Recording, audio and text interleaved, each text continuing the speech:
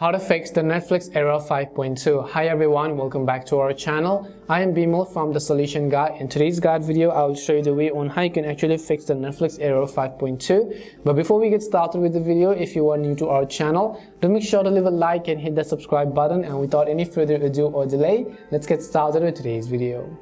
Now first of all, whenever you're trying to play a video on Netflix, it would say you the error such as 5.2. Now this usually means that your device needs to be refreshed. If you're using on Windows and it gives you the error, I would recommend you to restart your PC. And if you're on your Android or your iOS, then I would simply recommend you to restart your device by pressing the volume down and power buttons together, and also depending upon the key combination for your own device.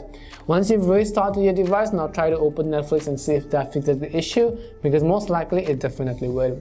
If that doesn't help, then I would also recommend you to simply open your respective app stores or play stores, and in the search box you want to type in Netflix. If you see an update button there next to the Netflix application, I want you to simply update the Netflix app to the latest version. What updating does is that it is going to get rid of all of the old bugs and errors that existed in the previous version of the application. If this doesn't help, then simply exit out of it and long press on the Netflix icon over here and just tap on this little I button. Once you tap on the I button, you'll be taken to the app information page, and over here you simply have to go to the option called storage. And as you go to storage, simply first of all clear the cache, and if possible you can also clear the data, but keep in mind that clearing the data will log you out of your account, and it will also go ahead and delete all of the downloads and everything that you've saved on your device.